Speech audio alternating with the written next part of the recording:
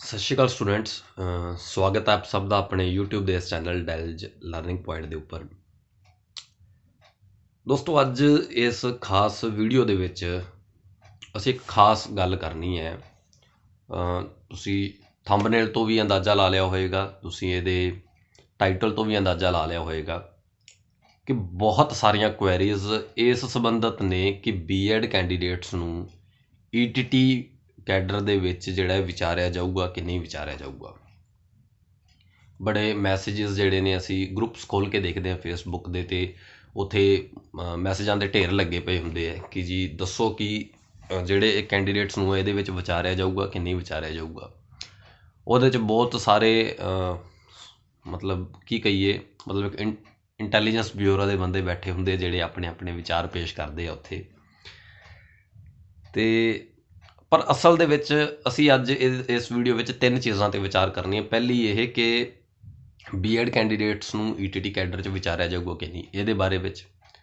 ਦੂਜਾ ਜੀ, ਦਿਨ 8-9 ਰਹਿ ਗਏ, 8 ਹੀ ਰਹਿ ਗਏ, ਤਿਆਰੀ ਕਿਵੇਂ ਕੀਤੀ ਜਾਵੇ। ਅਤੇ ਤੀਸਰਾ ਜੀ, ਡੀਮੋਟੀਵੇਟ ਬੜੇ ਹੋ ਰਹੇ ਆ ਜਾਂ ਪਤਾ ਨਹੀਂ ਪੇਪਰ 'ਚ ਕੀ ਮਿਲੇਗਾ ਕੀ ਨਹੀਂ ਮਿਲੇਗਾ, ਪੇਪਰ ਕਿੱਦਾਂ ਦਾ ਹੋਏਗਾ, ਇੱਕ ਪ੍ਰੈਸ਼ਰ ਮਾਈਂਡ ਦੇ ਉੱਪਰ ਜਿਹੜਾ ਬੱਚੇ ਫੀਲ ਕਰ ਰਹੇ ਹੈ।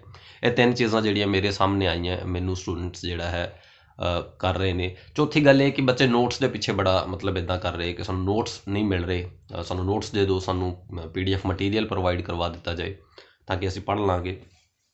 ਦੇਖੋ, ਮੈਂ 4 ਚੀਜ਼ਾਂ ਹੀ ਹੈਗੀਆਂ ਨੇ ਇਹ ਕੁੱਲ ਮਿਲਾ ਕੇ ਜਿਨ੍ਹਾਂ 'ਤੇ ਮੈਂ ਗੱਲ ਕਰਨੀ ਹੈ, ਅਤੇ ਮੈਂ ਇੱਕ ਇੱਕ ਕਰਕੇ ਸਪਸ਼ਟੀਕਰਨ ਦਿਆਂਗਾ। ਅਤੇ ਖਾਸ ਕਰਕੇ ਬੀਐਡ ਕੈਂਡੀਡੇਟਸ ਨੂੰ ਇਹਦੇ 'ਚ ਵਿਚਾਰਿਆ ਜਾਏਗਾ ਕਿ ਨਹੀਂ, ਇਹ ਗੱਲ ਆਪਾਂ ਬਿਲਕੁਲ ਅਖੀਰ 'ਤੇ ਜਿਹੜੀ ਹੈ ਕਰਾਂਗੇ। ਸੋ ਸਾਰੀ ਵੀਡੀਓ ਨੂੰ ਬੜੇ ਧਿਆਨ ਨਾਲ ਦੇਖਿਆ ਜੇ, ਤੁਹਾਡੇ ਲਈ ਮੋਟੀਵੇਸ਼ਨਲ ਵੀਡੀਓ ਵੀ ਹੈ ਅਤੇ ਤੁਹਾਨੂੰ ਤੁਹਾਡੀ ਉਸ ਗੱਲ ਦਾ ਜਵਾਬ ਵੀ ਇਹਦੇ ਵਿੱਚੋਂ ਮਿਲੇਗਾ। ਪਹਿਲੀ ਚੀਜ਼ ਕਿ ਜਿਹੜੇ ਬੱਚੇ ਨੋਟਸ ਦੀ ਮੰਗ ਕਰ ਲੈਂਦੇ ਨੇ ਕਿ ਜੇ ਸਾਨੂੰ ਨੋਟਸ ਪ੍ਰੋਵਾਈਡ ਕਰਵਾ ਦਿੱਤੇ ਜਾਣ, ਅਸੀਂ ਸ਼ੋਰਟ ਉਹਦੀ ਤਿਆਰੀ ਕਰ ਲਾਂਗੇ।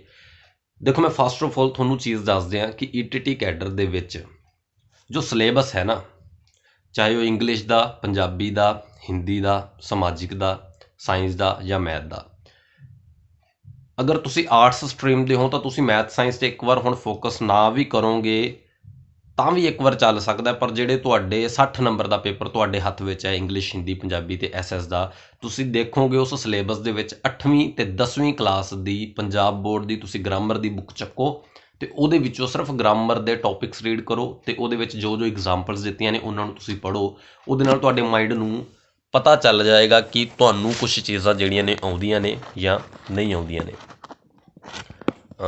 ਇਸ ਚੀਜ਼ 'ਤੇ ਤੁਸੀਂ ਜਿਹੜੀ ਹੈ ਮੇਨ ਵਿਚਾਰ ਕਰਨੀ ਹੈ, ਠੀਕ ਹੈ ਜੀ। ਅਤੇ ਉਸ ਤੋਂ ਬਾਅਦ ਦੀ ਜਿਹੜੀ ਮੈਂ ਇਹਦੇ ਵਿੱਚ ਗੱਲ ਕਰੂੰਗਾ ਇੰਪੋਰਟੈਂਟ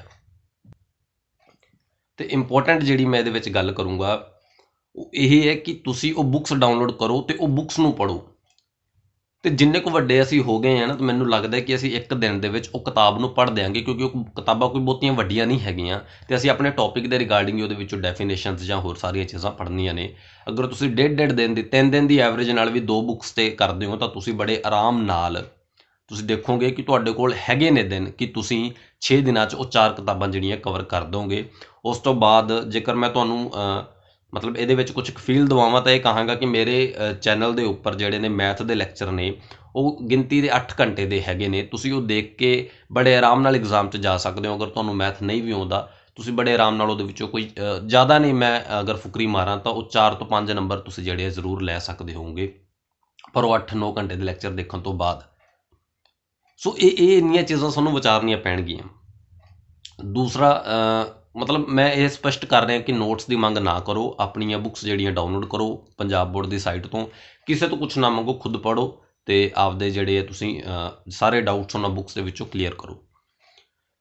ਸੈਕਿੰਡ ਜਿਹੜੀ ਚੀਜ਼ ਹੈਗੀ ਸੀਗੀ ਬਈ ਜੀ, ਹੁਣ 8-9 ਦਿਨਾਂ 'ਚ ਤਿਆਰੀ ਕਿਵੇਂ ਕਰੀਏ, ਉਹ ਵੀ ਇਹਦੇ ਵਿੱਚ ਹੀ ਆ ਜਾਂਦੀ ਹੈ ਕਿ ਤੁਸੀਂ ਇੱਦਾਂ ਹੀ ਬੁੱਕਸ ਦੇ ਵਿੱਚੋਂ ਤਿਆਰੀ ਕਰ ਸਕਦੇ ਹੋ। ਤੀਸਰਾ ਹੈ ਜੀ, ਡੀਮੋਟੀਵੇਟ ਹੋਈ ਜਾ ਰਹੇ ਆ ਕਿ ਪਤਾ ਨਹੀਂ ਐਗਜ਼ਾਮ 'ਚ ਕੀ ਬਣੇਗਾ ਕੀ ਨਹੀਂ ਬਣੇਗਾ।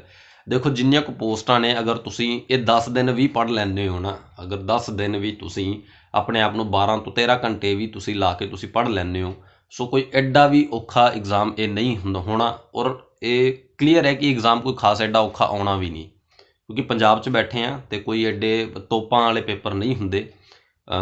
ਅਗਰ ਤੁਸੀਂ ਪੜ੍ਹਦੇ ਹੋ ਸੋ ਬਿਲਕੁਲ ਉਨਾ ਹੀ ਬੁੱਕਸ ਵਿੱਚੋਂ ਪੇਪਰ ਆਏਗਾ ਜੋ ਕਿ ਸਾਡੀ ਪੰਜਾਬ ਬੋਰਡ ਦੀਆਂ ਬੁੱਕਸ ਨੇ, ਕਿਉਂਕਿ ਅਸੀਂ ਕੋਈ ਬੈਂਕਿੰਗ ਜਾਂ ਕੋਈ ਹੋਰ ਐਗਜ਼ਾਮ ਨਹੀਂ ਦੇ ਰਹੇ ਜਿੱਥੇ ਥੋੜ੍ਹਾ ਜਿਹਾ ਪਤਾ ਨਹੀਂ ਕਿੱਥੋਂ ਚੀਜ਼ਾਂ ਆ ਜਾਂਦੀਆਂ ਨੇ। ਸਾਰਾ ਸਿਲੇਬਸ ਸਾਡੇ ਪੰਜਾਬ ਬੋਰਡ ਦੀਆਂ ਬੁੱਕਸ ਦੇ ਵਿੱਚੋਂ ਹੈ ਅਤੇ ਓਬਵੀਅਸਲੀ ਉਹ ਸਾਰਾ ਪੇਪਰ ਉਹਨਾਂ ਬੁੱਕਸ ਦੇ ਮਟੀਰੀਅਲ ਦੇ ਅਕੋਰਡਿੰਗ ਹੀ ਜਿਹੜਾ ਸਾਡੇ ਸਾਹਮਣੇ ਪੇਸ਼ ਹੋਏਗਾ। 100 ਚੋਂ 100 ਨੰਬਰ ਦੀ ਗੱਲ ਨਾ ਕਰੀਏ, ਜੇਕਰ ਅਸੀਂ 100 ਚੋਂ 60 70 ਅਤੇ 80 ਦੀ ਗੱਲ ਕਰੀਏ ਤਾਂ ਉਹ ਸਾਡੀਆਂ ਬੁੱਕਸ ਦੇ ਵਿੱਚੋਂ ਹੀ ਹੋਏਗਾ। ਸੋ ਇਸ ਚੀਜ਼ 'ਤੇ ਧਿਆਨ ਦਿਓ ਕਿ ਤੁਸੀਂ ਆਪਣੀਆਂ ਬੁੱਕਸ ਪੜ੍ਹੋ, ਇਸ ਗੱਲ 'ਤੇ ਧਿਆਨ ਦੇਣਾ ਛੱਡੋ ਕਿ ਕੀ ਬਣੇਗਾ ਅਤੇ ਕੀ ਨਹੀਂ ਬਣੇਗਾ। ਪੇਪਰ ਦੇ ਪੋਸਟਪੋਨ ਹੋਣ ਦੀ ਗੱਲ ਨਾ ਹੀ ਕੀਤੀ ਜਾਏ ਤਾਂ ਜ਼ਿਆਦਾ ਚੰਗੀ ਹੈ, ਕਿਉਂਕਿ ਹੋਰ ਇੰਨੀਆਂ ਕੰਡੀਸ਼ਨਸ ਵਿੱਚ ਲਾਗੂ ਹੋ ਰਹੀਆਂ ਨੇ, ਤਾਂ ਜਿੰਨੀ ਜਲਦੀ ਪੇਪਰ ਹੋ ਸਕਦਾ ਹੈ ਸੋ ਹੋ ਜਾਏ। ਠੀਕ ਹੈ ਜੀ, ਹੁਣ ਪੋਸਟਪੋਨ ਦੀ ਗੱਲ ਨਾ ਹੀ ਕੀਤੀ ਜਾਏ। ਲਾਸਟ, ਬੀਐਡ ਕੈਂਡੀਡੇਟਸ ਨੂੰ ਇਹਦੇ ਵਿੱਚ ਵਿਚਾਰਿਆ ਜਾਊਗਾ ਕਿ ਨਹੀਂ ਵਿਚਾਰਿਆ ਜਾਊਗਾ। ਦੇਖੋ ਜੀ, ਫਸਟ ਆਫ ਆਲ ਜਿਨ੍ਹਾਂ ਦੇ ਕੁਐਸਚਨ ਨੇ ਕਿ ਬੀਐਡ ਕੈਂਡੀਡੇਟਸ ਨੂੰ ਇਹਦੇ ਵਿੱਚ ਵਿਚਾਰਿਆ ਜਾਊਗਾ ਕਿ ਨਹੀਂ, ਮੇਰੇ ਹਿਸਾਬ ਨਾਲ ਹੁਣ ਇਸ ਚੀਜ਼ 'ਤੇ ਗੱਲ ਕਰਨੀ ਜਿਹੜੀ ਹੈ ਉਹ ਇੱਕ ਨਾ ਬੇਕਾਰ ਮੁੱਦਾ ਹੁੰਦਾ ਜਾ ਰਿਹਾ ਹੈ, ਕਿਉਂਕਿ ਬੀਐਡ ਦੇ ਬੇਸ 'ਤੇ ਜੋ ਮਾਸਟਰ ਕੈਡਰ ਹੈ ਉਹਦੀ ਤਰੀਕ ਆ ਨਹੀਂ ਰਹੀ ਅਤੇ ਈਟੀਟੀ ਕੈਡਰ ਦੀ ਜਿਹੜੀ ਤਰੀਕ ਹੈ ਉਹ ਆ ਚੁੱਕੀ ਹੈ। ਸੋ ਹੁਣ ਇਸ ਕੁਐਸਚਨ 'ਤੇ ਇਹ ਕੁਐਸਚਨ ਕਰਨਾ ਉਦੋਂ ਬਣਦਾ ਸੀ ਜਾਂ ਤਾਂ ਇਹ ਦੋਨੋਂ ਪੇਪਰ ਇਕੱਠੇ ਹੁੰਦੇ ਅਤੇ ਅਸੀਂ ਕਹਿੰਦੇ ਕਿ ਵਿਚਾਰਿਆ ਜਾਏਗਾ ਕਿ ਨਹੀਂ, ਕਿ ਅਸੀਂ ਤਿਆਰੀ ਕਰੀਏ ਕਿ ਨਾ ਕਰੀਏ। ਹੁਣ ਮਾਸਟਰ ਕੈਡਰ ਤਾਂ ਹੋ ਨਹੀਂ ਰਿਹਾ ਅਤੇ ਜੇਕਰ ਇਹ ਐਗਜ਼ਾਮ ਹੋ ਰਿਹਾ ਸੋ ਤੁਹਾਨੂੰ ਇੱਕ ਵਾਰ ਇਹਦੀ ਤਿਆਰੀ ਜਿਹੜੀ ਹੈ ਜ਼ਰੂਰ ਕਰਨੀ ਚਾਹੀਦੀ ਹੈ, ਅਗਰ ਤੁਸੀਂ ਫਾਰਮ ਭਰ ਦਿੱਤਾ ਹੈ ਤਾਂ। ਹੁਣ ਕੈਂਡੀਡੇਟਸ ਨੂੰ ਵਿੱਚ ਵਿਚਾਰਿਆ ਜਾਏਗਾ ਕਿ ਨਹੀਂ। ਦੇਖੋ, ਅਗਰ ਕੈਂਡੀਡੇਟਸ ਨੂੰ ਬੀਐਡ ਵਾਲੇ ਕੈਂਡੀਡੇਟਸ ਨੂੰ ਵਿੱਚ ਵਿਚਾਰਿਆ ਜਾਂਦਾ ਹੈ ਜਾਂ ਨਹੀਂ, ਇਹ ਤਾਂ ਸਾਨੂੰ ਮੈਰਿਟ ਲਿਸਟ ਦੇ ਵਿੱਚ ਪਤਾ ਲੱਗੇਗਾ ਨਾ। ਸੋ ਅਸੀਂ ਕਿਉਂ ਕਿਸੇ ਦੇ ਵਿਊਜ਼ ਲੈਣਾ ਚਾਹ ਰਹੇ ਹਾਂ ਕਿ ਭਾਈ ਕੀਤਾ ਜਾਏਗਾ ਕਿ ਨਹੀਂ, ਮਤਲਬ ਉਹਦਾ ਕੋਈ ਲਿੰਕ ਨਹੀਂ ਹੈ ਬੋਰਡ ਦੇ ਨਾਲ। ਜੇ ਮੈਂ ਕਹਿ ਦਿਆਂ ਜੀ ਤੁਹਾਨੂੰ ਵਿਚਾਰਿਆ ਜਾਏਗਾ ਸੋ ਮੇਰਾ ਕੋਈ ਲਿੰਕ ਹੀ ਨਹੀਂ ਹੈ ਬੋਰਡ ਨਾਲ, ਸੋ ਅਸੀਂ ਕਿਵੇਂ ਕਿਸੇ ਨੂੰ ਕੋਈ ਆਸ਼ਵਾਸਨ ਦੇ ਸਕਦੇ ਹਾਂ ਕਿ ਭਾਈ ਲੱਗ ਜਾਏਗਾ ਤੂੰ ਜਾਂ ਨਹੀਂ ਲੱਗੇਗਾ। ਮੈਂ ਤਾਂ ਸਿੰਪਲ ਜਿਹਾ ਵਿਊ ਦੇ ਰਿਹਾ ਕਿ ਮੰਨ ਲਓ ਤੁਹਾਨੂੰ ਉਸ ਮੈਰਿਟ ਲਿਸਟ ਵਿੱਚ ਜਗ੍ਹਾ ਨਹੀਂ ਮਿਲਦੀ, ਤਾਂ ਉਹ ਤਾਂ ਵੈਸੇ ਵੀ ਪੁਰਾਣਾ ਸਮਾਂ ਚੱਲ ਰਿਹਾ ਸੀ ਜਿਹਦੇ ਵਿੱਚ ਬੀਐਡ ਕੈਂਡੀਡੇਟਸ ਨੂੰ ਨਹੀਂ ਵਿਚਾਰਿਆ ਜਾਂਦਾ ਸੀ। ਹੋ ਸਕਦਾ ਅਗਲੀਆਂ ਪੋਸਟਾਂ ਤੱਕ ਉਹ ਕੰਮ ਹੋ ਜੇ, ਕਿਉਂਕਿ ਵਿੱਚ ਵਿਚਾਰਨ ਦੀ ਗੱਲ ਚੱਲ ਰਹੀ ਹੈ। ਮੰਨ ਲਓ ਨਹੀਂ ਲਿੱਤਾ ਜਾਂਦਾ ਸੋ ਇਹਦੇ ਵਿੱਚ ਕੋਈ ਲੋਸ ਨਹੀਂ ਹੈ, ਕਿਉਂਕਿ ਸਾਡੀਆਂ ਪੋਸਟਾਂ ਸੀ ਵੀ ਨਹੀਂ। ਠੀਕ ਹੈ ਨਾ, ਅਗਰ ਤੁਸੀਂ ਬੀਐਡ ਕੈਂਡੀਡੇਟ ਹੋ ਤਾਂ ਤੁਹਾਡੀਆਂ ਤਾਂ ਪੋਸਟਾਂ ਵੈਸੇ ਵੀ ਨਹੀਂ ਸਨ, ਇੱਕ ਮੌਕਾ ਦਿੱਤਾ ਜਾ ਰਿਹਾ ਸੀ, ਹੋ ਸਕਦਾ ਉਹ ਮੌਕਾ ਅਗਲੀ ਵਾਰ ਤੋਂ ਦੇਣਾ ਸ਼ੁਰੂ ਕਰ ਦਿੱਤਾ ਜਾਵੇ, ਪਰ ਤੁਹਾਡਾ ਤਿਆਰੀ ਕਰਨ ਵਿੱਚ ਕੁਝ ਵੀ ਨਹੀਂ ਘਟਦਾ ਕਿਉਂਕਿ ਮਾਸਟਰ ਕੈਡਰ ਦੀ ਡੇਟ ਹਜੇ ਨਹੀਂ ਆ ਰਹੀ। ਸੈਕਿੰਡ, ਅਗਰ ਤੁਹਾਨੂੰ ਬਾਏ ਚਾਂਸ ਉਸ ਲਿਸਟ ਵਿੱਚ ਮਤਲਬ ਲੈ ਲਿੱਤਾ ਗਿਆ, ਅਲਾਓ ਕਰ ਦਿੱਤਾ ਗਿਆ, ਸੋ ਉਦੋਂ ਤੁਸੀਂ ਕੀ ਕਰ ਲਓਗੇ ਫਿਰ? ਮਤਲਬ ਪੜ੍ਹਨਾ ਤਾਂ ਤੁਹਾਨੂੰ ਹੁਣ ਹੀ ਪਏਗਾ ਨਾ, ਉਦੋਂ ਤੁਸੀਂ ਕੀ ਕਰ ਲਓਗੇ ਅਗਰ ਤੁਹਾਡਾ ਨਾਮ ਮੈਰਿਟ ਲਿਸਟਾਂ 'ਚ ਆ ਗਿਆ ਔਰ ਫਿਰ ਤੁਸੀਂ ਦੇਖੋਗੇ ਕਿ ਹਾਏ ਮੈਂ ਪੜ੍ਹ ਲੈਂਦਾ ਤਾਂ ਸ਼ਾਇਦ ਮੇਰਾ ਵੀ ਨੰਬਰ ਆ ਜਾਂਦਾ, ਪੇਪਰ ਐਡਾ ਔਖਾ ਨਹੀਂ ਸੀ। ਸੋ ਇਹ ਗੱਲਾਂ ਸਾਨੂੰ ਜਿਹੜੀਆਂ ਆਮ ਸੁਣਨ ਨੂੰ ਮਿਲ ਸਕਦੀਆਂ। ਸੋ ਰਿਕੁਐਸਟ ਇਹੀ ਹੈ ਕਿ ਇਹੋ ਜਿਹੇ ਕੁਐਸਚਨਸ ਆਪਣੀ ਫੇਸਬੁੱਕ ਗਰੁੱਪਸ 'ਤੇ ਜਾਂ ਕਿਸੇ ਵੀ ਜਗ੍ਹਾ 'ਤੇ ਕਿਸੇ ਨੂੰ ਵੀ ਪੁੱਛਣੇ ਪ੍ਰੋਪਰਲੀ ਬੰਦ ਕਰ ਦਿਓ। ਇਹੋ ਜਿਹੀਆਂ ਚੀਜ਼ਾਂ 'ਤੇ ਲੋਕਾਂ ਨੂੰ ਕਮੈਂਟ ਦੇ ਵਿੱਚ ਗਿਆਨ ਦੇਣਾ ਵੀ ਬੰਦ ਕਰ ਦਿਓ। ਸਿਰਫ ਇਹੋ ਜਿਹੀਆਂ ਪੋਸਟਾਂ ਨੂੰ ਪੜ੍ਹੋ ਅਤੇ ਹੱਸੋ, ਕਿਉਂਕਿ ਹੱਸਣਾ ਵੀ ਸਾਡੇ ਮਨ ਦਾ ਚਾਅ ਹੈ। ਸਾਨੂੰ ਹੱਸਣਾ ਚਾਹੀਦਾ ਇਹੋ ਜਿਹੀਆਂ ਪੋਸਟਾਂ ਦੇ ਉੱਤੇ, ਕਿਉਂਕਿ ਹੁਣ ਉਹ ਦਿਨ ਨਹੀਂ ਰਹੇ। ਸਾਨੂੰ ਬੈਠ ਕੇ ਪੜ੍ਹਨਾ ਚਾਹੀਦਾ ਅਤੇ ਬਹੁਤ ਮਨ ਲਾ ਕੇ ਪੜ੍ਹਨਾ ਚਾਹੀਦਾ। ਸਰਕਾਰਾਂ ਇਹੋ ਜਿਹੀਆਂ ਨੇ ਕਿ ਤੁਹਾਡੀਆਂ ਪੋਸਟਾਂ ਵਾਰ-ਵਾਰ ਨਹੀਂ ਨਿਕਲਣੀਆਂ। ਸੋ ਕੁਐਸਚਨਸ ਕਰਨੇ ਬੰਦ ਕਰੋ ਅਤੇ ਪੜ੍ਹਨਾ ਸ਼ੁਰੂ ਕਰੋ। ਅਤੇ ਅਗਰ ਤੁਸੀਂ ਬੀਐਡ ਕੈਂਡੀਡੇਟ ਵੀ ਹੋ ਤਾਂ ਮੈਂ ਇਹੀ ਰਿਕੁਐਸਟ ਕਰੂੰਗਾ ਕਿ ਬਈ ਤੁਸੀਂ ਪੜ੍ਹੋ ਅਤੇ ਮਨ ਲਾ ਕੇ ਪੜ੍ਹੋ, ਕਿਉਂਕਿ ਜੇ ਲਿਸਟਾਂ 'ਚ ਤੁਹਾਨੂੰ ਲੈ ਲਿੱਤਾ ਗਿਆ ਤਾਂ ਕੱਲ੍ਹ ਨੂੰ ਰੋਣ ਦੀ ਬਜਾਏ ਅੱਜ ਹੀ ਤਿਆਰੀ ਕਰਕੇ ਆਪਣੇ ਆਪ ਨੂੰ ਥੋੜ੍ਹਾ ਪੋਜ਼ੀਟਿਵ ਬਣਾਓ, ਤਾਂ ਕਿ ਕੱਲ੍ਹ ਨੂੰ ਤੁਹਾਨੂੰ ਇਹ ਨਾ ਰਹੇ ਕਿ ਮੈਂ ਪੜ੍ਹਿਆ ਨਹੀਂ ਸੀ। ਹਾਲਾਂਕਿ ਬਹੁਤ ਬੱਚਿਆਂ ਨੂੰ ਇਹ ਵੀ ਰਹੇਗਾ ਕਿ ਮੰਨ ਲਓ ਤੁਹਾਨੂੰ ਲਿਸਟਾਂ 'ਚ ਲੈ ਲਿਆ ਤਾਂ ਤੁਹਾਨੂੰ ਇਹ ਲੱਗੇਗਾ ਕਿ ਅਸੀਂ 10 ਦਿਨ ਪੜ੍ਹੇ ਸੀ, ਅਗਰ ਮਹੀਨਾ ਪੜ੍ਹ ਲੈਂਦੇ ਤਾਂ ਸ਼ਾਇਦ ਕੁਛ ਹੋ ਜਾਂਦਾ, ਪਰ ਹਜੇ ਵੀ 10 ਦਿਨ ਬਹੁਤ ਨੇ। ਸਾਡਾ ਮਾਈਂਡ ਇੰਨਾ ਕੁ ਹੁੰਦਾ ਕਿ ਅਸੀਂ ਉਹ ਸਾਰੀਆਂ ਚੀਜ਼ਾਂ ਨੂੰ ਬੜੀ ਜਲਦੀ ਕੈਚ ਕਰ ਪਾਵਾਂਗੇ। ਅਸੀਂ ਇਹਦੇ 'ਚ ਕੋਈ ਰਾਈਟਰਸ ਦੇ ਨਾਮ ਨਹੀਂ ਯਾਦ ਕਰਨੇ, ਅਸੀਂ ਕੁਛ ਨਹੀਂ ਯਾਦ ਕਰਨਾ, ਓਨਲੀ ਗ੍ਰਾਮਰ ਪੋਰਸ਼ਨ ਹੈ ਹਰ ਇੱਕ ਚੀਜ਼ ਦਾ। ਸੋ ਜ਼ਰੂਰ ਕਰੋ। ਅਤੇ ਈਟੀਟੀ ਕੈਂਡੀਡੇਟਸ ਨੂੰ ਅਤੇ ਸਾਰਿਆਂ ਨੂੰ ਹੀ ਆਪਣੇ ਆਪਣੇ ਇਸ ਪੇਪਰ ਦੇ ਲਈ ਵਧਾਈ ਹੈ। ਉਮੀਦ ਕਰਦੇ ਹਾਂ ਕਿ ਪੇਪਰ ਹੋਵੇ ਅਤੇ ਦੁਆ ਵੀ ਕਰਦੇ ਹਾਂ ਕਿ ਪੇਪਰ ਸੱਚੀ 29 ਨਵੰਬਰ ਨੂੰ ਹੋ ਜਾਏ।